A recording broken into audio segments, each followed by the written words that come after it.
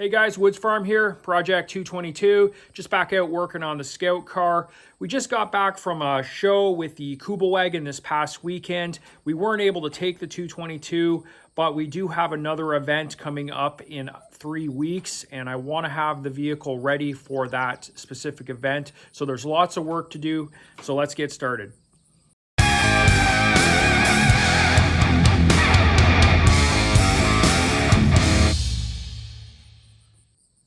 So as I mentioned, we have an event in 3 weeks, and we want to have the car operational for that event.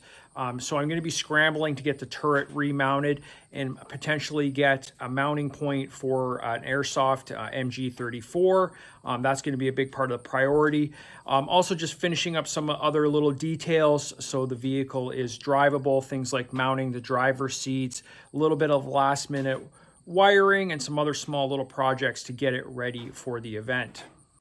So as I mentioned, we have an event coming up in 3 weeks. It's an Airsoft tactical reenactment, and we want to have the Scout Car ready for that event. Of course, there's a long list of things that need to get done to complete the project, but I think I can get the vehicle at least what we would consider operational for this event. So we have to prioritize some of the work. I think what needs to happen is the turret needs to get remounted. I want to try to build a mount for the MG34, so we'll have that available, and there's some small things to finish up, like mounting the driver's seat, some minor electrical things, and front end alignment, and some safety checks to do before we can be ready for that event. Okay guys, I just want to take a quick minute and address the fact that at this point we are officially behind schedule. I had hoped that the vehicle would be more or less completed by this time and ready for an event this fall, but it's obvious now that I'm not going to make that sort of deadline. I'm going to have to work this winter on some other projects to finish up, things like the grenade baskets, some mechanical things like the traverse lock. Another big project that is going to have to get done this winter is going to be the MG34 replica / gas simulator and the 20mm replica gas simulator. That is all going to get done this winter. I just ran out of time. It is very hard to estimate how long these projects are going to take. I don't really feel like I had any major setbacks, at least recently. It's just, you know, when you think a wiring project's going to take 2 hours, it ends up taking 2 days. That really adds up pretty fast, and it's just put us behind. It's no big deal. I'd rather do things right and get things finished properly. That said, we do have a plan to get the vehicle what we would call operational, driving and moving around, and at a point where we could at least debut it and maybe bring it out to some events. Okay, so we managed to get a lot scratched off that original list, but I've decided to go ahead and make a new list, adding some items and also reorganizing it with some things at the top of the list to try to get the vehicle operational, working our way down to some of maybe the less important stuff. So a list like this doesn't always include everything, and you're always going to think of smaller little things that come up as you go. But having a list like this is really good to keep yourself motivated and on track. Just want to take another quick minute to go over the wiring here. You can see now it's all installed, and I have it hooked up to the dash. Basically, there is a master relay right up here, and when you turn the power on, what this is doing is it's sending power to this fuse block, which is acting as a power distribution block. The other fuse terminal in here is live all the time, and it is giving you power to things like the headlights and the horn, which I have set up to be live all the time. But when this gets keyed on, you get power to the dash. It provides power for things like to operate the gauges and also some of the switches to operate the ignition and the fan, things like that. Also, we have a 12 volt outlets here. Obviously, this is modern, but it's a convenience that we added. We'll be able to charge cell phones discreetly up here, and also potentially plug in and power a backup camera system which we're thinking about putting in for safety considerations. So my boxes of parts are getting smaller and smaller, and that's always a good sign. I think I'm going to take a minute to reassemble some of the pedestal and the mechanism just to get rid of some of the parts and look through the bin, find the nuts and bolts that I need, and just kind of consolidate things and figure out where I'm going to go next.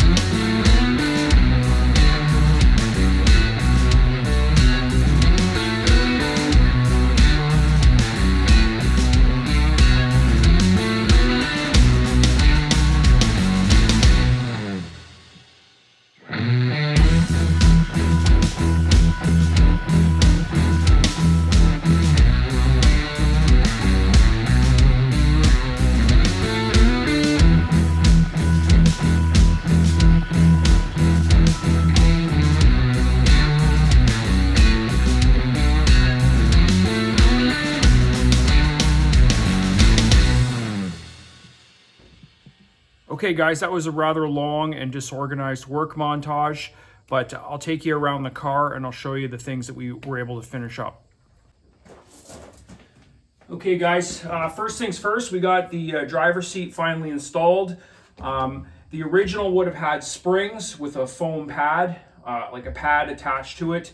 We've got the wood here, but these wood panels are going to get foam and faux leather put on them. So it'll look very close to the original. The best thing about this seat is that it's on rails, so it moves forward and back. And when I'm driving, I'm actually quite far forward. But the good thing is you can move the seat back, and that actually makes it easier to get in and out of the vehicle. It also folds forward, which gives you a little bit more clearance to get in and out of the back area if, for instance, you're the gunner or whatever and you have to climb around. It gives you a little bit better access. It would have been nice if it folded flat, or particularly if it folded back the other way would have been nice, but overall pretty happy with the way it turned out.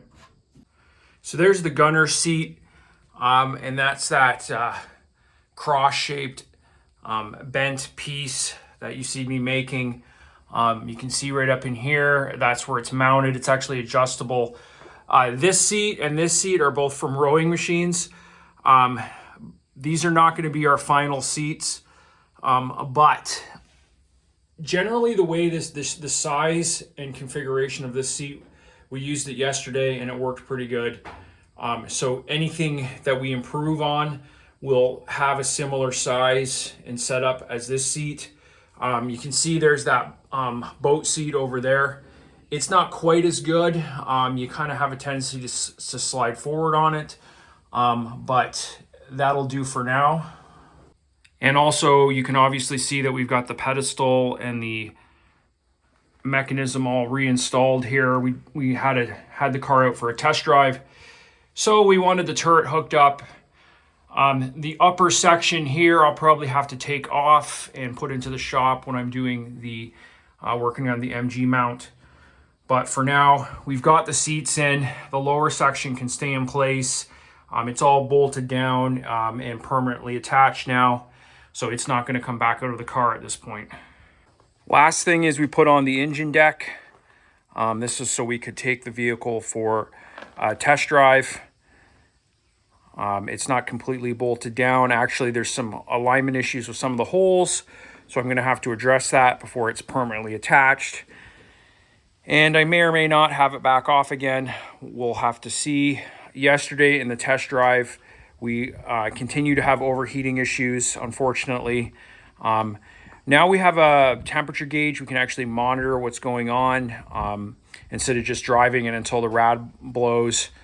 Yesterday, it kind of steadily climbed up to about 200. And, you know, I believe the operating temperature for the small block is like in the 180 to 210 range. That's what I found with a quick Google. And we definitely got over 200. We came back, we let it sit for a while, then we took it up the road again, and we definitely got up to around 230 or 240. It did not boil over, but it was definitely running hot. When you get this engine fully enclosed, I just don't think that little fan there is able to move the air out of the engine bay. The measures that we've taken so far to address this issue are the high efficiency water pump, and also you can see the heat shielding that is separating the mufflers from the main engine compartment.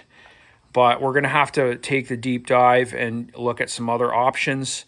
I'm going to check the timing on the engine because that would be a very simple fix. Potentially, if the engine is timed a little too far advanced, it will overheat. I don't think that is the problem, but maybe we will get lucky. I think it's the fact that the engine is mounted in the rear. It's enclosed in a giant metal box. The radiator is maybe sitting a little too high. The mufflers are right under the engine. There is a number of problems, and there's going to be some different solutions that we'll have to come up with for those issues.